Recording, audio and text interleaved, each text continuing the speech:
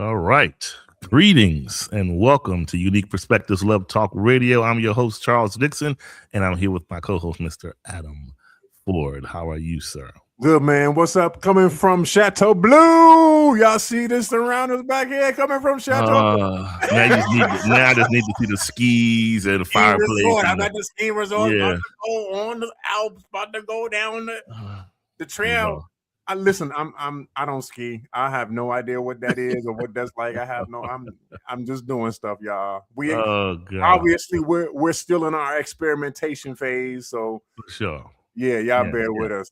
Yeah, and kicking and screaming, Charles. Kicking and screaming. Yeah. Kicking and screaming. So yeah, man. So first things first, how has your week been? My week has been good. You know what? What happened to me earlier this week? Oh, I got two things. Okay, real quick. So I don't know if this has ever happened to any of y'all, but I forgot Christmas is next week. Oh, yeah, time is flying. Sometimes this stuff doesn't seem the same, but it's flying. Time is flying. Man. I completely forgot. And not that I was scrambling because I already knew what I was going to get everybody, but I hadn't done any real shopping. And shopping to me is jumping on Amazon and just, buying stuff and sending it or whatever like that. Sure. That's exactly what it was. Because a brother do not go to the store no more unless I absolutely have to. Unless somebody's dying, bleeding, about to lose things. I don't go in those stores, man. Leave them stores alone. But yeah, I got all my stuff sent out and it's already on the way. Yeah. And then I think we didn't have a chance to talk about this before the show, but yesterday I had a little procedure done and had to deal with my eyes. When you get older, certain things happen to your body. Exactly. Yeah, so I had to deal with my eye. My eye was jacked up yesterday, bro. Wow! What is that? They got diluted or something like that. They did like a laser iridotomy on my eye. Yeah. To deal with some situations that are there.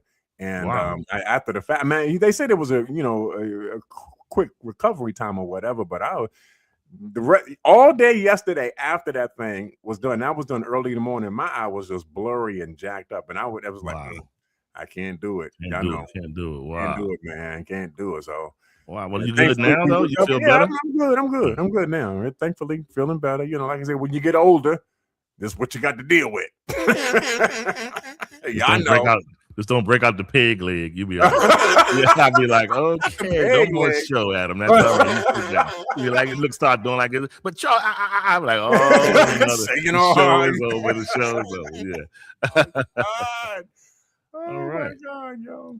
So how was your week? How was your week? Pretty good, man. Just how end of the year you trying to wrap up things with work, other stuff, and other than that, I've been definitely peeping in on some of that commentary, all this, the whole 50 Cent thing just continues to go on and on. It's hilarious. We're not gonna go down that road today. All right, okay. I always got thoughts, but anyway, all right. Yeah. So, all right, y'all. Today, probably this is a day we're gonna try to split this on down the middle here.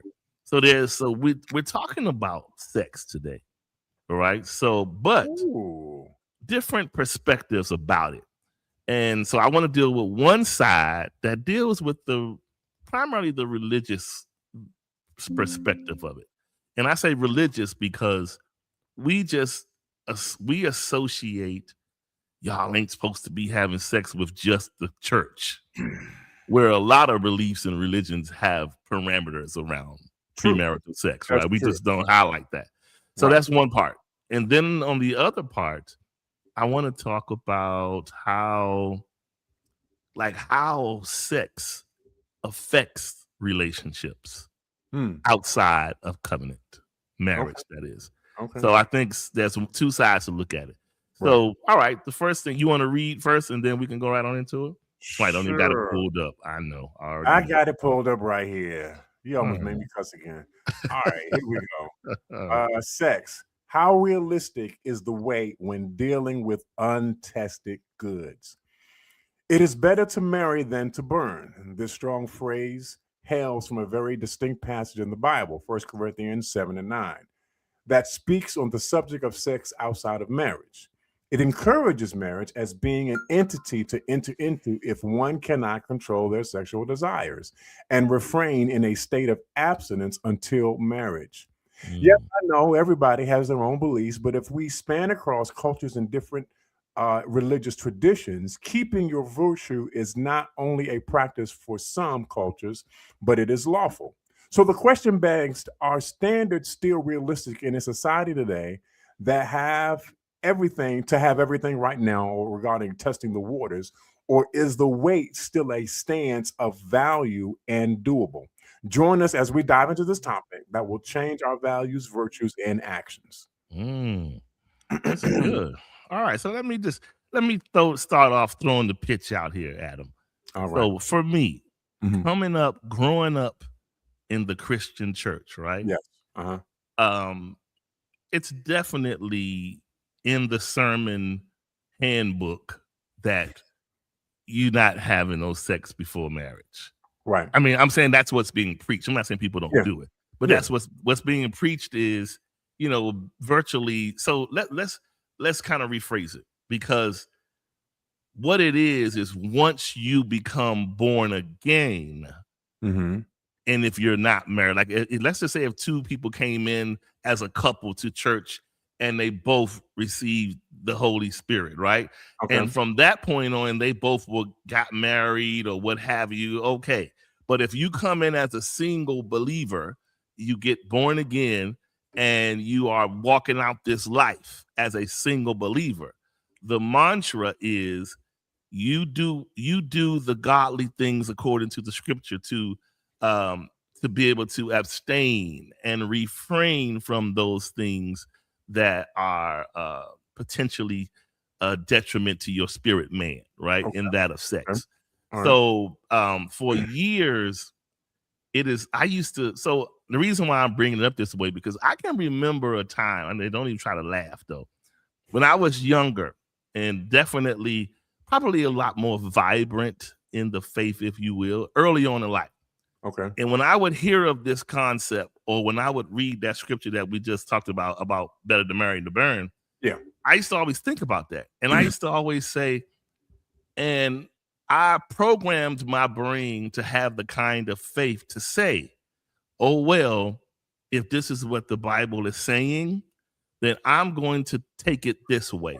If I'm a believer, and if I'm not practicing this fornication or sex, if you will, when God presents my wife, then it's not going to be like, there's not going to be a question. Because I think many of us believe when the wife shows up, she's going to show up in the same position as you. And Right. you're going to both be like, hey, I see you too. Thank Right. God we found each other. Then you go and get married.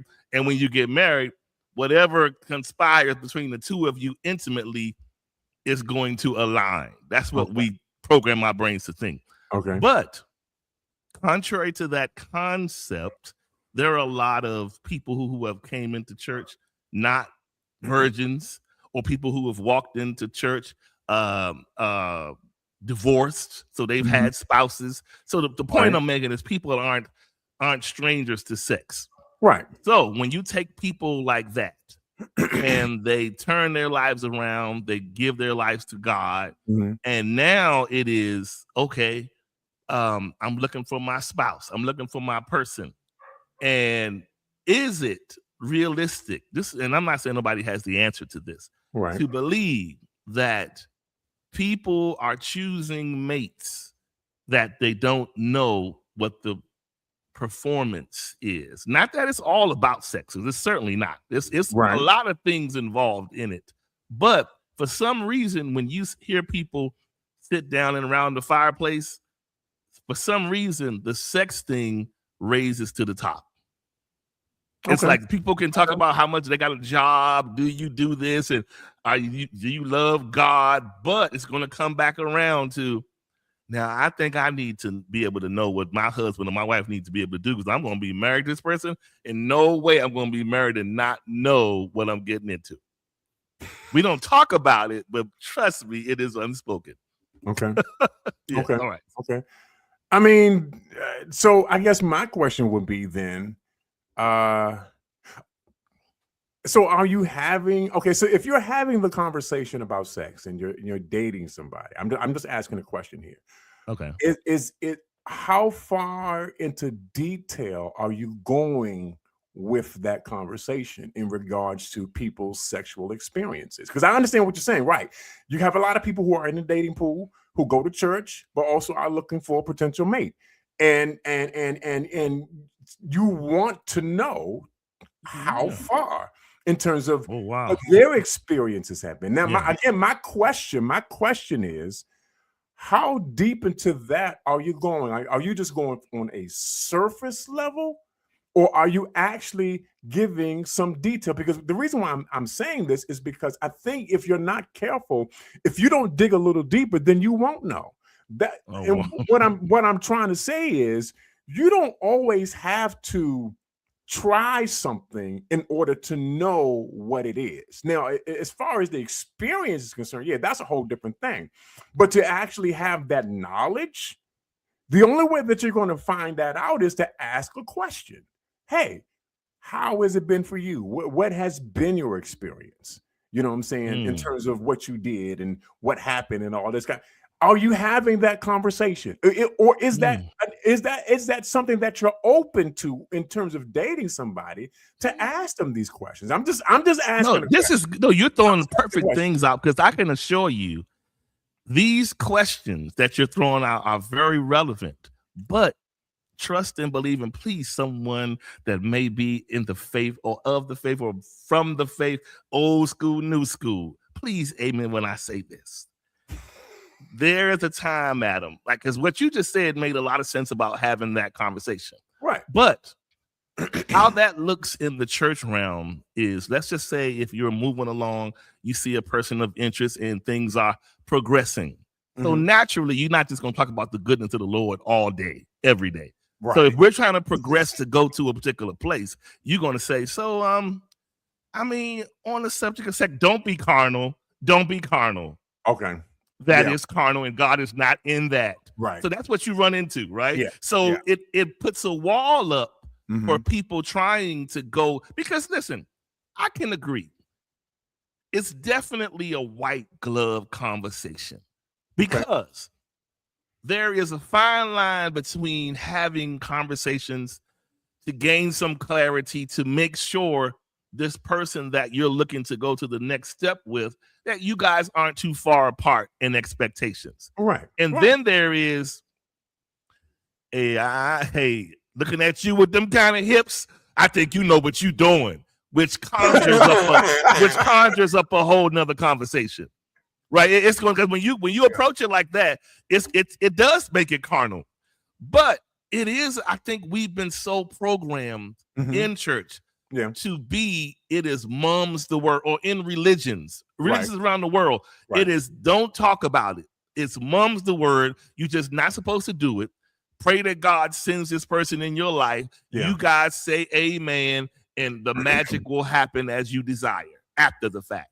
Yeah. When we know, I don't know about you, but I know countless stories of people who have felt encouraged from either their leaders or other patrons or lay members of the church, where they thought two people went well together and you guys should look like the favor is on you and all these things. And Right. you go forward and realize that you guys are incompatible. Mhm. That Yeah. there is some differences, or people maybe, let's just say, and let's just be grown about it. One line that draws for one side is one person may be okay with oral, the other Right. person, that's the devil is a lie. So it's Right. or positionings or all Right. sorts of things, Right. conversations. So we can become so spiritual sometimes that we close the door on the bedroom subliminally, and we don't even Mhm. realize it because Right. our talk is so in the clouds. You Right. can't even have a practical conversation Conversation. Yeah. about the Yeah. next step because Yeah. it's always like taboo, and you don't want to bring it up because it's like, well, I don't want to come across like I'm being a dirt bag, so let me not say nothing. Right. Yeah. And, Right. I think, like I was saying earlier in the conversation when we were talking before the show started, I think we have we because we don't engage in this as often as we should, we lack the words and the vocabulary to be able to address it, right? And I think part of this, I put part of the responsibility of this on the family in terms of how your parents raised you. And I think the other part of this, since we're coming from the religious aspect of it, is on the church. Because we'll talk about you shouldn't do this, but then we don't go any further than that. It's like that's the end of the conversation. No, that's not the end of the conversation. Yeah. Why? Okay, I understand you don't want me to, but what's the rest of this? And I think because of the fact that we don't have the rest of this, some of us just decided, well, if you're not going to tell me, I'm going to go find out for myself then. What? Wow. And that's not the answer. But what I'm saying is, because we don't engage in that conversation, we don't have the words. We don't have the vocabulary. We lack the understanding to actually gain more understanding as to what it is that we should be talking about. The church has put such a bad, just terrible connotation on sex that it doesn't come up, that we don't talk about it, even though it's a human behavior. It's a human thing. It's a human activity. Okay. And the fact that we don't talk about it is we're robbing one another of the fact that we're not having this conversation. We're not talking about it. You know what I'm saying? We'll talk about, the birds and the bees and all that in terms of the family structure of it all, but we don't go any further than that. And it might be, and again, let me just say it like this. It might be we just lack the education of it all, right? That we have not been educated, at least in a way that is approachable and presentable in terms of being able to talk about it in a mature way. How many times have you had that conversation with especially if you were younger, and you started talking about it, but then you didn't know what you were talking about, and all of a sudden you just started laughing and giggling about it because you didn't have the words. Yeah. Nobody taught you how to talk about this. Nobody taught you about what it means to be a sexual person, right? Yeah. And again, because of the fact that the church has put such a taboo on the topic, we can't even approach it to be able to address it because it's literally locked behind bars. You don't talk about sex because you're not having sex. Wow. And here's the other part of it. I mean, along what you're walking into, what you're saying now has brought us to a place now where it could be, you could be a part of a ministry and you can take part in their singles ministry or whatever. Right. And it has become spiritual extortion today. Wow. And this is what I mean when I say spiritual extortion. So if you take people if we're not having the conversation, if it's taboo, and if we don't know where to go, we don't know any direction, but we are in the church under the pastor and in the ministry, then what happens? You have the man that might be dating a woman that likes him, and maybe she's like, well, maybe they went out on a Friday and she's not necessarily ready to go home. She might want to hang out a little later, right? Okay. And he is holier than thou. And so then he's going to say, well, sister, Teresa, what I'm going to do is I'm going to go ahead and take you home because I see that spirit rising up.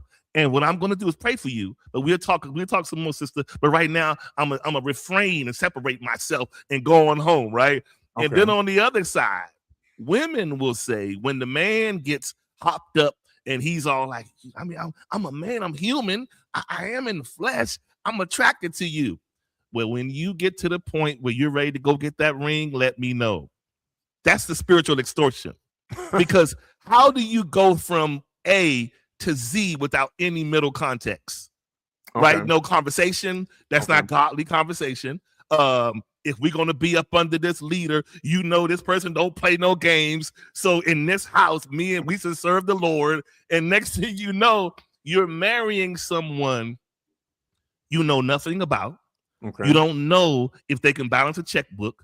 You don't know how their credit is. Mm-hmm. You don't know. You don't know. Right. So I'm telling you, the scary thing, as much as I love the whole church, the ministry, the whole bit of it. I came up in it, so I have no qualms with it. But I will say, church is one of the places where marriage is preached to be honorable, but its process to it is disabling and disarming. Okay. Because we don't, it's like we're taught to go over there because it's good, but we're not taught how to get there in a healthy way. Right. And just telling someone, if you want a little bit of this, you better put a ring on it. What am I putting a ring on? My demise or my blessing? I don't know, because we don't have that conversation. We haven't talked. Yeah, okay, forget about the act. All right. But let's be realistic here. Marriage is more than just let's do this to satisfy this requirement. Because in church, we feel like marriage is for us to, we have to align ourselves with everyone else so that we can satisfy the overall ministerial requirement of two people being together. But forget about how we get there. But as long as you are there, now you can go on. Right. You understand what I'm saying? So that's just my opinion. No. I'm following your stream of thought on that, because I think it's interesting that, okay, so the scripture says, it's better to marry than to burn. And I think that has been used in such a way where it creates marriages that are not sustainable, because the homework to be able to sustain a marriage has not been done. The reason why you got married was so that you could have sex, so that you wouldn't be in sin. But that's not the reason to get married. Wow. Y'all hear me? Yeah. That's not the reason to get married. And I think a lot of us, if we're honest, some of us who hail from that older church got married because we had this thing on us that we wanted, satisfaction. We wanted to be with the person that we were with. Yeah. But we understood that in order to be with them, that we needed to marry them. But we had not done the work in order to get to the marriage part of it. And it's absolutely right what you said, Charles. The work has not been done. Yeah. And so we married this person not knowing them.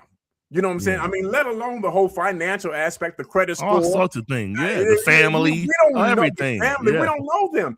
Yeah. We don't know their mentality, their attitude. Yeah. We don't know their aspirations, their desires. Yeah. All we know is that we're literally, our physical body is overriding every other thought in our mind. I need to get this release, and the only way I'm gonna get this release is to marry this particular person. Your marriage is not going to survive because it's not based off of what it should be based off. It's not first of all, it's not based off of love. That's the number one thing. Okay, that should be at your foundation. Has any communication taken place prior to this? Is this, you know what I'm saying? Yeah. Have we actually done the work? And because the work has not been done, you get into the marriage and you get with this person, and you're with this person 4 to 5, 6, 7, 8, 9 years, and then you wake up and realize, who did I marry? Wow. Do I know this person? Wow. But you got to trace it all the way back. You have to trace it all the way back historically to the fact that you wanted to have sex, and the only way that you could have sex legally is to get married. Wow. This is why I said in regards to the beginning of this conversation that we don't have the words, because we have not been educated with the words to have a conversation about this. Yeah. We were told not to do it, but we weren't told anything else further than that. Yeah. Wow. How does that help us in terms of having actual, healthy, viable relationships and marriages that actually survive? How does that help us? How does that enable us? It doesn't. If anything, it disables us. Wow. It debilitates us. Wow. It shortchanges the relationship work. Yeah. We don't have anything lasting or surviving because all our decisions were based off of this thing that was a fleeting thing at the end of the day. Come on, talk to me, real people. Yeah. Wow. You might feel like it right now, but I guarantee you 8 hours later, you ain't gonna come on. Feel like yeah. Come on. Man, and the thing of it is, You're right. So, like you said, many of us, because we don't have these outlets, or we didn't have those outlets coming up. Like you said, you have people who have made decisions on spouses in order to kind of remain in compliance, if you will. Like, I can remember coming up in my church, I used to think when I used to would hear the rhetoric about, sin and fornication and marriage and all these things, I used to would think, because I'm always thinking, even when I was young, I used to say, this feels like a management schema of young people and single people. Because the reason why I said a management schema is because if I can get y'all to get married, two things can occur. I can hear less gossip about sin taking place, right? Oh, wow. And then number two, let's just call it what it is. I don't know how it was in your church, Adam, but coming up in my church, it was probably the same. Think about this. I bet everybody on this phone know what church you might have came up in, and you read, all you had to do was show up on Sunday. They asked you to play the organ or drums. You wasn't even a member.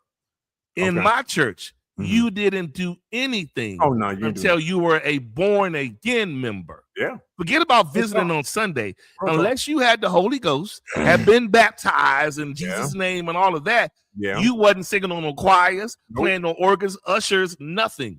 So the point I'm making is, when people the more the pastor can sway the people to get married, the more active they can be legally in the church and permissibly active. So what that did was that raised the whole quadrant of people that ran out and got married because they wanted to be on the right side of the spiritual law. Wow. But they weren't prepared to. They just did it because this is what's right. My father, my mother, my uncle over there, they did it. So if I got a gift of ministry. So if I'm going to preach, I'm going to go ahead and marry her so we can go on about our life. And then you have these people. I've seen many people coming up when I was young that have got married young. They were beautiful couples, great. And then next thing you know, like you said, 9 years later, I'm thinking of one person I know of was a young budding preacher back when I was young, a real vibrant guy. The young people loved him, married his wife. They had beautiful kids. Next thing I know, that man took off. He left the church with his wife. Only to later, they got divorced. Wow. They got divorced. And this happened on several occasions where people connected, but then later was like, the fallout. You used to seeing them on Sundays. Next thing you know, what happened to Adam? Are you seeing him? He left. You know what I mean? And then now here go the whole thing. So yeah, man, that's why I've always said, because maybe I was probably the poster child, Adam, in church. If I got in trouble, I wish they had used my. If you got in trouble, I would have been the perfect use case to kind of discuss this thing. Because for me, it wasn't enough. So let me tell you, this is where I was torn. Because I wasn't shying away from what I was feeling. Right.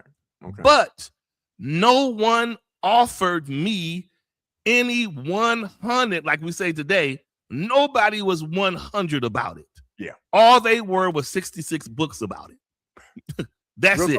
All they was. Come here, Brother Dix. Let me tell you. Now, you can't get the sister. You need what you need to. And look right here in the word. That ain't doing nothing for me right now in the flesh. You get my point? So we got to learn to reach people differently and minister to them differently so that we can inflict thought in their brain, get them to think differently about their spirit walk and all of these things, as opposed to just throwing them in these doors and locking the doors and saying, get yourself right and call out on the Lord. We got to do better. You know what I mean? Yeah. That's all I was saying. No, real talk, man. And then I've said that on various different occasions in the church, and just the fact that we were not. And then let me need to say this before I say this. I do believe that at least the older generation church, they had good intentions. For sure. They absolutely had good intentions, but the actual know-how they lacked. In terms of they could tell you not to do something, but they couldn't tell you how not to do it, if you understand what I'm saying. Yeah. What I mean is the actual process. They can tell you not to do something, but then they don't give you anything else to replace that not doing this. Correct. You know, Just don't do it. Just don't do it. And that was it, you know. But I think, you know, if you don't, and I think this is what I've been saying, right? So if you don't have the tools to navigate your situation, you'll be stuck, or worse yet, you'll create your own solution to what you're in. And that's never really the best way to deal with it either, right? And that's how you end up out there doing what you think is the best way to handle this. Yeah. You know what I'm saying? Not realizing, no, this ain't gonna work either. You know what I'm saying? Yeah. Here's the problem. The older church, for all their good intentions, had a reluctance to be transparent with their lives in terms of actually showing, okay, what we did. This is what we did. Yeah. This is what we did, and this is what we should not have done, or rather, this is how I'm dealing with this. Because everybody has this. Everybody wants to protect themselves, right? Everybody wants to portray themselves as a certain something, to appear successful, to appear in the church, in church lingo, to appear victorious. I've got respectable. I want to be respectable. Yeah. You know what I'm saying? So when we do that, and we have that, we present ourselves in that way, we make others who are looking at us feel as though we are not accessible. We are not relatable. I cannot relate to you because you've got it all together. I can't really get access to you because you're barring me from getting to you. And so we can't have a conversations about my actual struggles. Yeah, wow. We can't have a real conversation about what I'm really grappling and dealing with because you already look like you've never been through any of this stuff.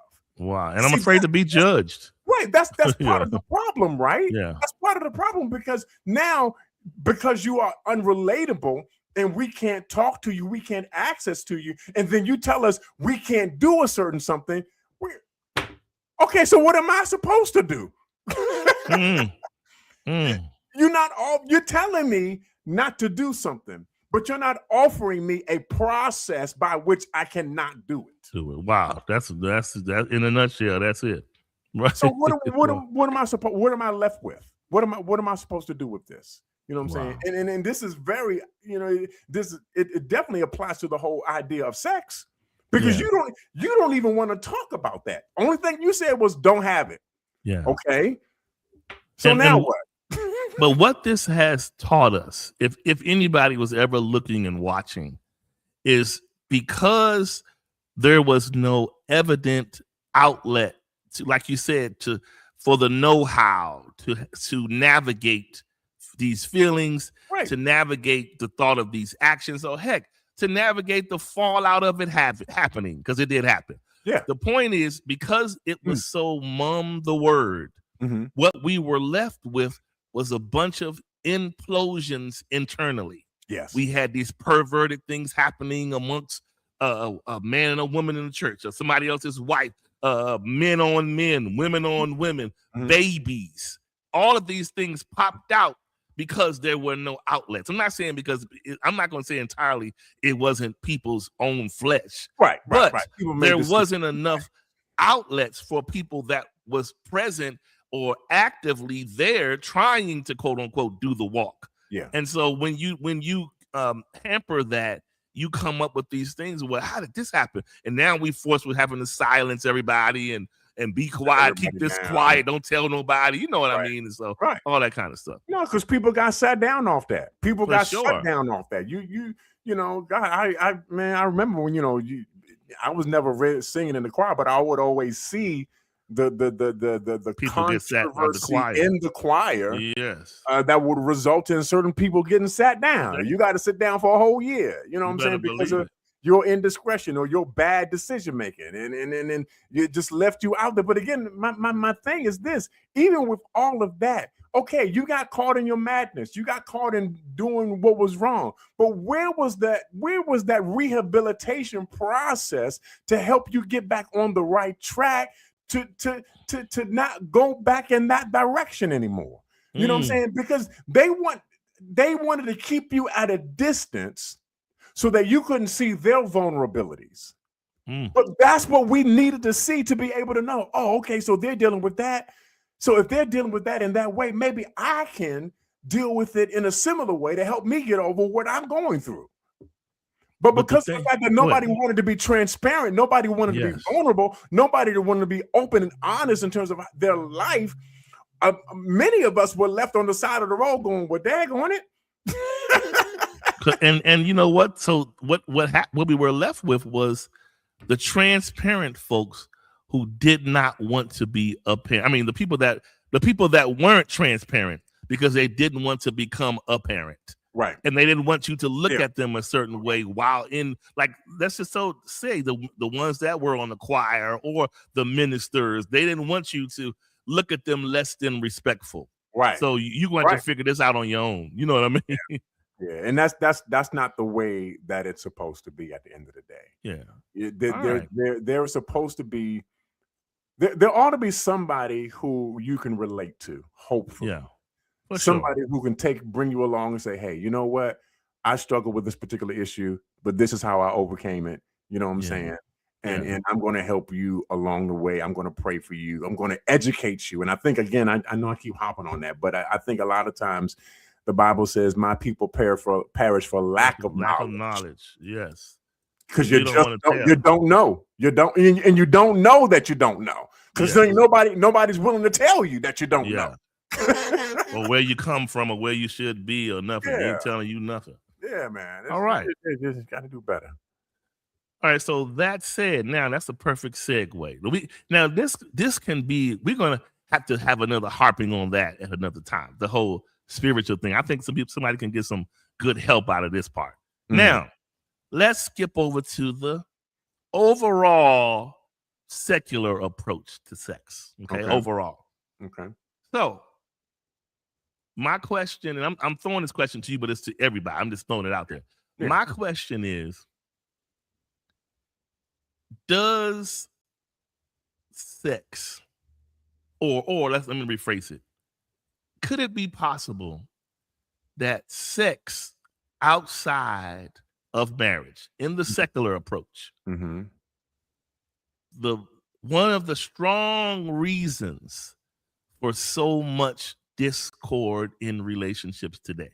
And I say that because this is part 2 of it. Sex in general between two people will be like, well, what's wrong with that? That's my man, that's my woman, that's my so-and-so, and I'm gonna make sure they good, right? Okay. Now, again, bringing over the spiritual teachings to the secular side. Okay. We were taught that when you open up that door to allow sex to happen between two, now you're opening up a gaping hole for dishonor and not having the covering. Okay. You know what I'm saying? Like the blessing over you, basically. Right. So what I'm saying that to say, if we look at the world as a whole, when people are out here doing them in the many ways that they do them, if you notice, the culprit behind a lot of these videos that you see on TikTok, Instagram, Facebook, where you see all this violence, you see somebody that got caught at the Waffle House with another man, another woman. You go home, you see somebody caught in the house. You see somebody this, that, and the point I'm making is at the center of it all is sex.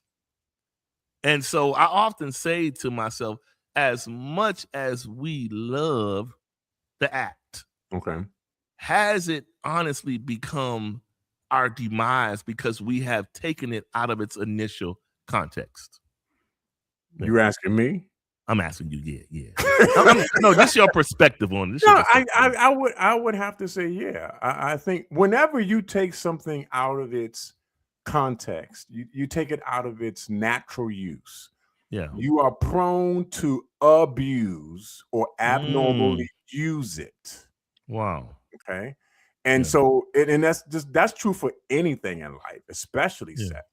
You take Yeah. it out of the context of marriage, Yeah. in terms of having a loving, committed, healthy relationship with someone. Absolutely.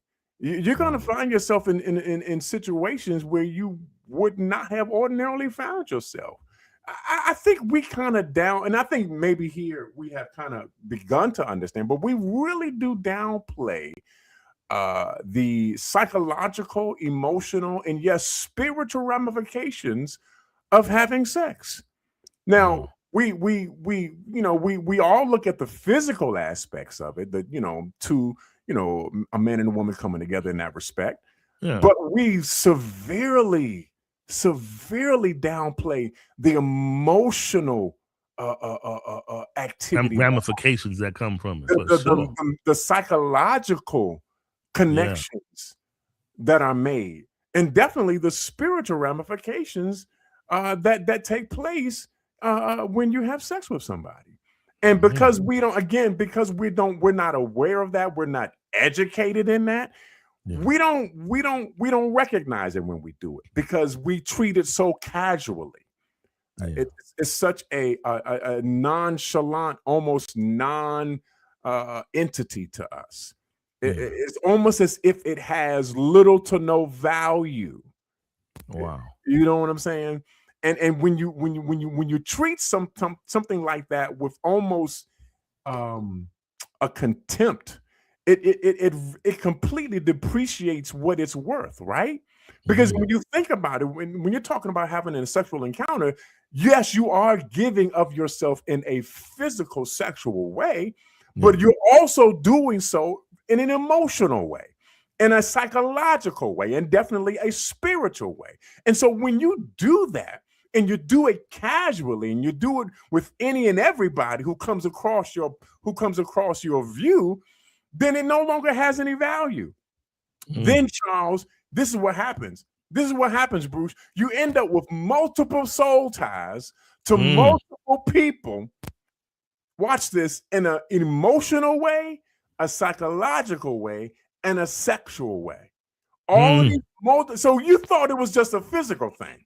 You thought it was just a physiological thing. No, it's also a spiritual thing. It's also a psychological thing, and it's also a sexual. You got these multiple ties. You know what I'm saying? And then you wonder why you can't make anything work. Well, you got so many pieces of you out there. Wow. There ain't nothing of you. There's nothing of you left to give to anybody else. Wow. Man. So wow. So for people to kind of unpack that, okay. So let's just be honest.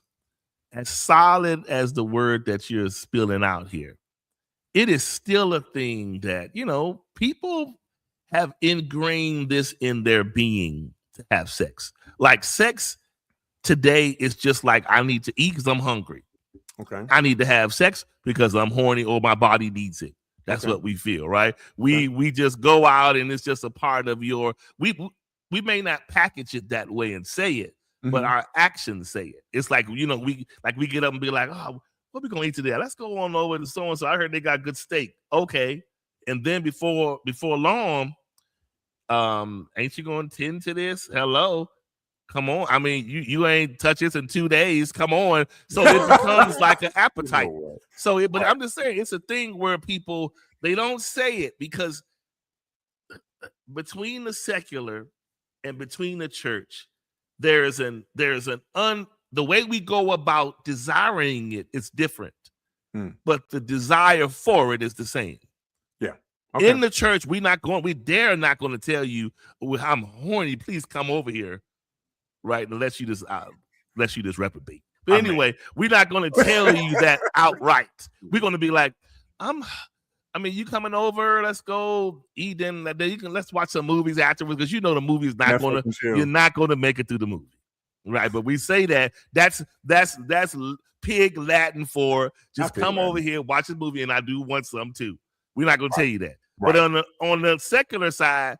Hey, you look good. Hey, I told you look good earlier. When I get off work, you better go ahead and get that tub water ready. I'm coming over there. it's a different conversation, Right. but it's all going to the same road. Okay. And so in this world today, we have become comfortable in self-gratifying and self-satisfaction Yeah. and making sure we're taking care of this spirit man the wrong way, right? Mhm, And so mhm, now, mhm. and if people stop and pay attention to it, it is a mass rendering of chaos in relationships and confusion. And a lot of this, Adam, is because you and Jeff are in a relationship. Let's just say Deborah and Jeff. I'll make an example. But Jeff is really he's supposed to be Tina's husband. Okay. But he's sleeping with Deborah.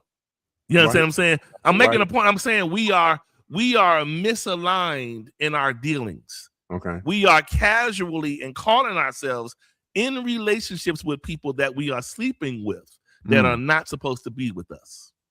So the point I'm making is you are sleeping with that person's future, and that person's should be that person's right now, but they busy over there at your house. So the point I'm just saying is, unless we can find a way to manage this, I don't see this road getting much better, right? Until we can get to a place to handle this intimacy, handle this need that we need and all of this, and we got to do this.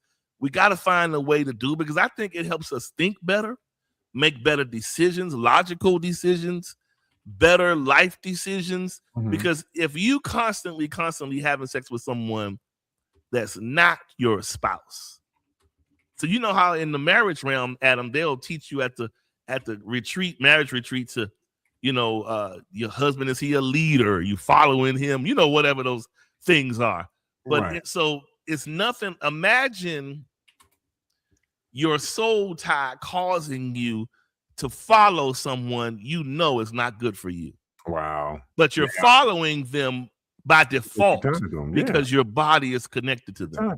You sick of it, they ain't about nothing. Right. It just ain't talking what you need to hear. They not showing you nothing in life, ain't trying to lead you nowhere. Yeah. But your body is like, now listen, you tell your brain up there to take a back seat because we not done, okay? The brain pot can wait. That's basically what we're telling it. Brain, you shut off. Forget about common sense. The body right now got a relationship going and we good down here. You know what I'm saying? And so people are men are following women, women are following men because of the flesh, not because of the spirit. Yeah. It's the flesh that spirit that we got twisted up in there is causing us to make these decisions and do things. Heck, Adam, people are relocating out of the country, out of the place. I know a guy who moved to China because he was dating he's dating an Asian girl there. Okay. He wasn't even married to her, but he moved there to date her. I mean, not date her, but to be in a relationship with her. Okay. They still ain't married, but he over there. But my point is, you see what our flesh does to us. Are you out there? You global? Seriously? Yeah. So my point is, we got to just figure this thing out. It's definitely figuring us out. Well, you know what, while Charles, we haven't. Yeah. It's not that deep, and it's not that complex. I'm gonna say something, and I'm probably people gonna be like whatever about it, but I'm gonna say it. I think I might have said this before. So we lack discipline, bro. We want to do whatever we want to do whenever we want to do it, which leads me to my next statement. We don't like to say no to ourselves. And I know I've been repeating this over and over again. Yes. But it's the truth, right? Because we live in a society where it's all about the yes. Yes, you need to be satisfied. Yes, you need to be happy. Yes, you need to be gratified. Whatever it takes, whatever you got to do. Discipline is out the window. All you need to do is say yes, and it can be yours today.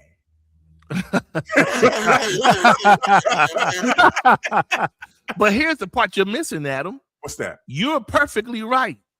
But like most men and women are incapable of grasping what does it take to build discipline when all you've done since you have even started being sexual is being sexual? Because listen, many of us have started out being sexual young, and and we have made all kinds of life differences and changes, and guess what hasn't dropped off?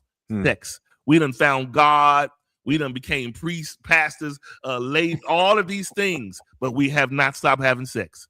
We got a praise and worship album all over the billboard, but we single, but we have not stopped having sex.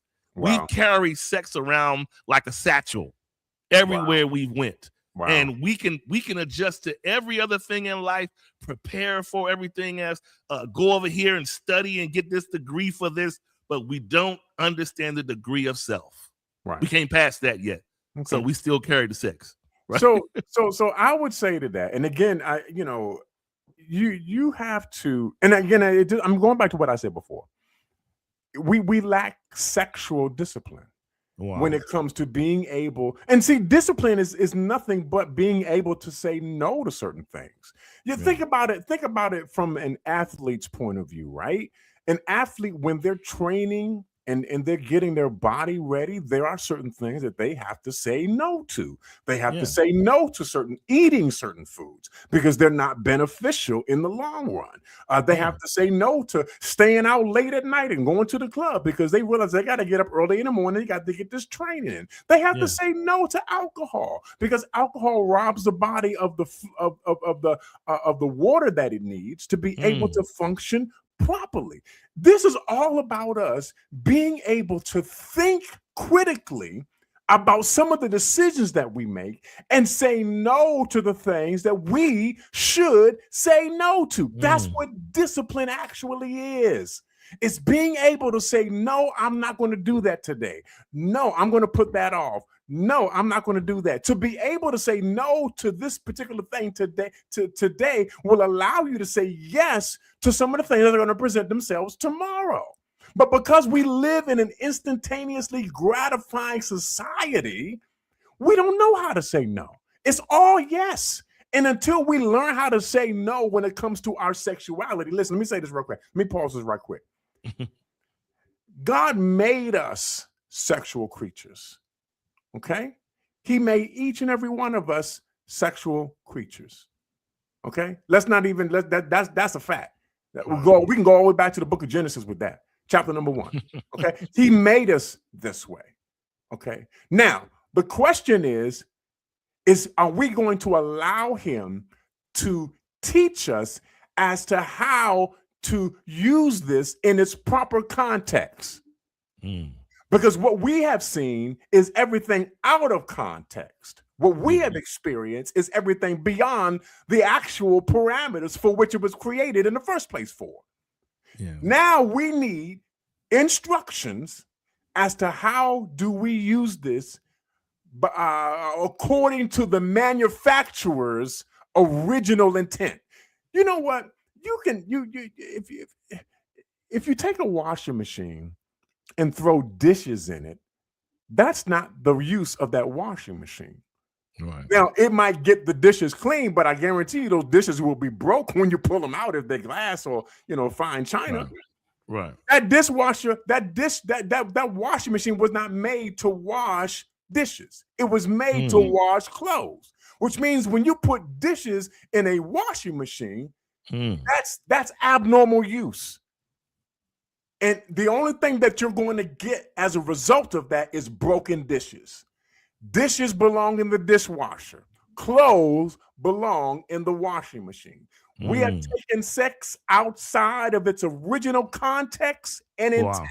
This is the reason why we suffer from the things that we suffer from. Yeah. Because we're doing things out of order. Now, here's the point. You brought up something earlier that I wanted to circle back. Yeah. When you talked about people in their discipline and different things like that, let's think of it like this. Think about athletes. Like you just said, they have certain portions they got nutritionists. Right. But the thing that we're leaving out is they also have an incentive. That's right. A lot of their discipline is hinged upon an incentive. Yes. In everyday relationships, people don't have an incentive past somebody's word. Mm. So the other thing is this. Think about the athlete that you see. Very few athletes that you see sometimes after their athletic season has ended. You ever seen somebody that when they were in their prime, they look like they were in their prime, but Right. after after their contract, which required them to be disciplined, ended, now they fat. Right. Well, because I don't have to be disciplined no more. I'm just going to eat off the little money I made from my contract when I was having to be disciplined. Right. Now that I don't, I'm going to do me. So my point is, in the relationship field, we're asking people to be disciplined without an incentive. Well, see, that's when you have to establish whatever, and you're absolutely right. So the athlete trains in order to win the race. That's the goal. That's where I'm headed toward. And I think from a relationship standpoint, if we were to make that application to a relationship standpoint, the idea is I want to be in a healthy, wholesome relationship. I want to be in a healthy, wholesome marriage where where the sexuality can actually take place in its proper context. And that is the goal. Now, it might not necessarily be the goal for everybody. Yeah. But for those who have set that as their goal, that's what they're shooting for. So that means if that's my intent, and if that's where I'm going to go with this, then again, I have to be disciplined enough, not allow other things to get me off track, to distract me, to pull me away. I got to be laser focused on what I need to do and where I'm going. Now, if you want to go with me, we can go together, but don't hinder me. Don't hold me up. Don't get in my way. You know what I'm saying? Because I'm trying to get somewhere. And I think some of the people that we have found ourselves involved with, they're not trying to get there. They're just trying to get what you got and beyond. On their business. You know what I'm saying? Wow. If you're not helping me to get to where I need to go, then get out. Wow. So, and that's why you got to discuss where you're trying to go. Yeah, you better have a conversation about where you're trying to go. That better be one of the first conversations that you have. And if you're trying to be with somebody, hey, where are you going? Oh, I'm going over here. Where are you going? Well, I'm going over there. Well, so I mean, sounds like as we merge these two concepts from the spirit to the secular side, the moral of the story is to have the conversations. Yeah. Don't be afraid to have the conversation. Heck, forget about the whole, even if you're not even in the church side of it. If you're just your regular everyday person outside, you're not necessarily a believer, you still have to have the conversation. Hey, are we going to take this relationship? We going to the sex realm? And if so, what are the parameters? Right. Look, because if you don't, let me tell you something. In today's world, whether in church or out, if you don't have the conversations, you end up marrying somebody that'll tell you, hey, I invited over a couple of my sisters and brothers from down there in Alabama. What they gonna do? Oh, I didn't tell you that every quarter I have an orgy. Excuse me? But if I'm just being honest, this is the day of the poly, right? And all other things around it. Wow. And not just the poly, but we got so many sexual acronyms of who we are. So if you don't have the conversation, not just about who we are, but what we do and don't do, you got to have the do's and don'ts. Yeah. You can't expect to marry anybody in this day, church or not, and think you're going to go into something and limp your way into the sexual conversation. You would definitely be vastly fooled, because people nowadays, the appetites are all over the place with what people like. Yeah. And so you just never know what you're going to get. So you got to have that conversation so that or you at least arm yourself to say, if I enter into this with this person, I think we'll be okay. But if you enter into something and somebody got a lofty desire that you have never even been exposed to, get ready to be finessed into it yourself. You know what I'm saying? So you just got to know what you're getting into. Yeah, and I really do believe in having that conversation, just talking about the whole. I mean, again, I think a lot of times we make a lot of assumptions about things. Yeah. We really don't know because we really haven't asked the question. We haven't started that dialogue with the other person as to find out where they are sexually. You know what I'm Yeah. saying? I would even challenge us. I would challenge us, those that are listening today and in the comments. You know what I'm saying? Don't be afraid to pick up a book and read about it. Don't be afraid to read an article about, how to approach this in terms of, having a healthy conversation in regards to sexuality. I think a lot of times, again, like I said before, we do a lot of assuming that and it's particularly for church folk, well, if the Lord didn't tell me, then I guess I don't need to know. He gave you a brain. He gave you a brain and the ability to think. He wants you to read, not just the Bible, but some books that will actually help you. Hello. Man, listen, I'm still stuck on. I mean, Bruce been throwing some rocks at us all night with some of the things he's been saying, but this right here is so true for men and women. We spent and like people have just think over the years, all of the woo, let's call it woo money, that people have invested trying to convince somebody that wasn't even meant for their life. Wow. In the long haul, this person was never meant to be your wife, husband, nothing, but all the woo dollars you threw down the drain. Wow. Trying to get somebody to be attached to your spirit. Yeah. That don't even belong on the vine.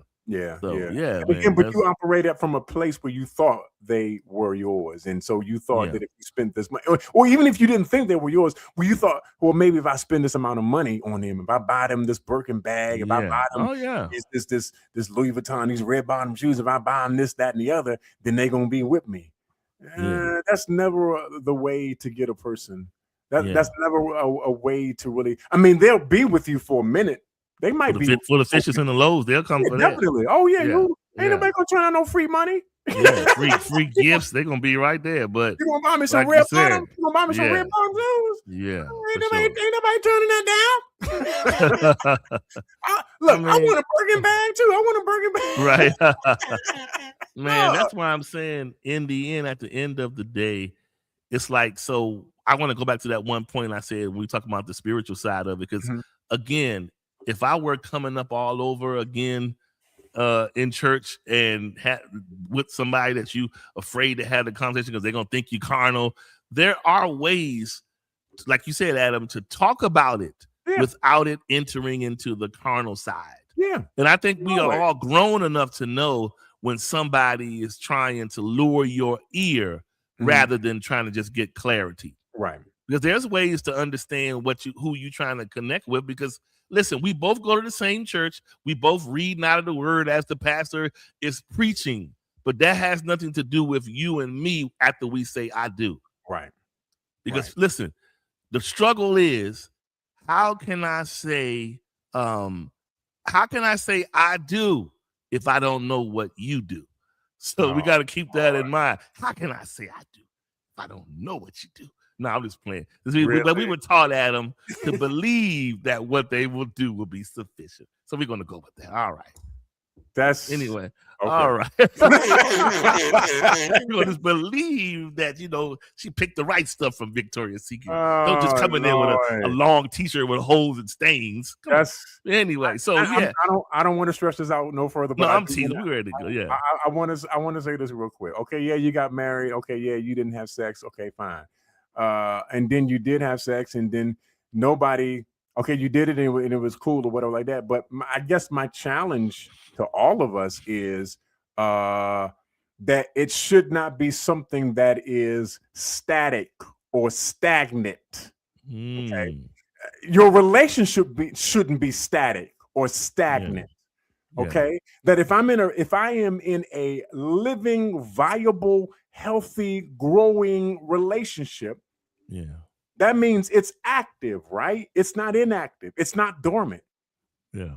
And I think a lot of us, once we get the person, we kind of rest on our laurels and we push the autopilot button and we no longer engage them as we should, which means sexually, that's it.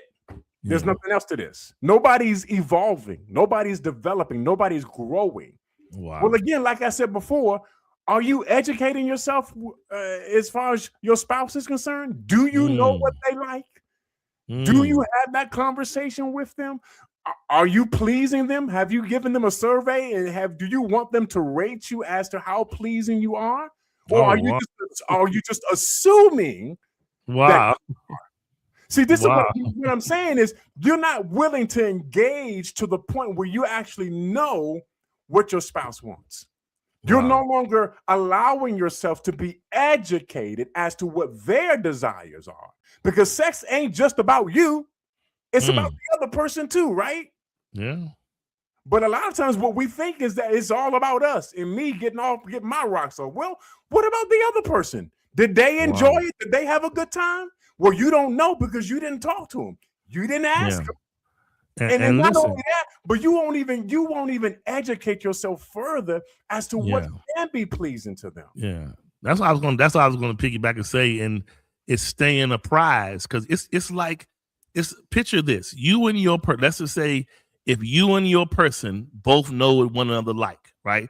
So both of y'all, you ever seen this scenario happen where let's just say you and your lady can go to your favorite steakhouse, but you ever notice how you may go in there and get the same steak every time, but there's always that moment where the waiter will suggest something that just came in fresh off the boat. You guys got to try it. And that becomes your favorite. Right. But the good thing is that you were both there to get it together.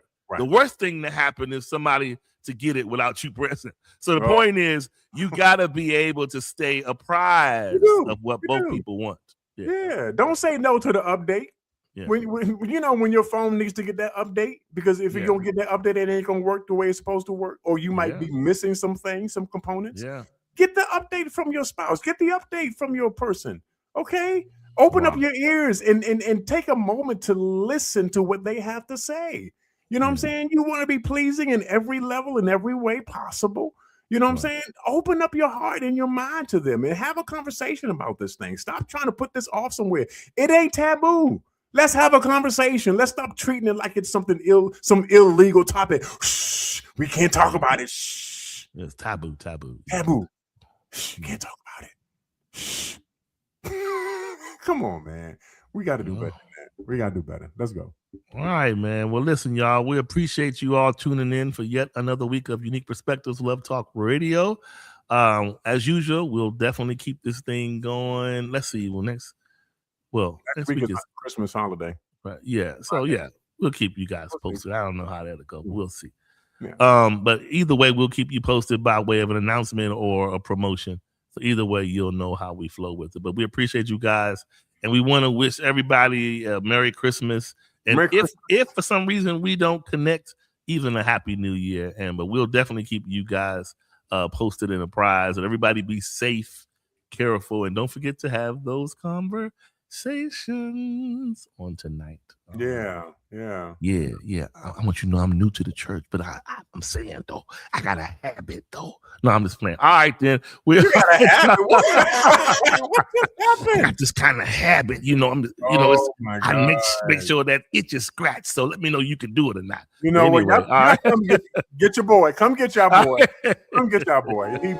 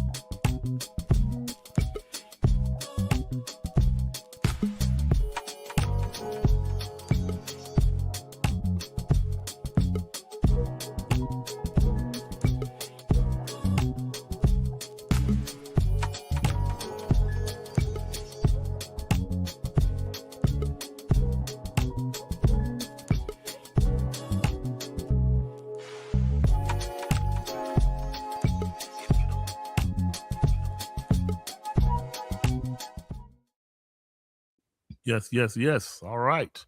You got anything? Hey, this has been we getting down to the end of the year. You've been doing Unplugged anyway, so you ain't got nothing now. You don't have. Oh no.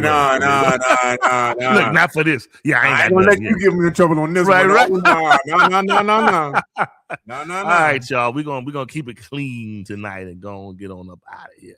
I mean, We'll you already did dirty it up. So I mean, Yeah. All right then. All right, y'all. We'll holler at y'all next time. I keep it clean. This time. Right.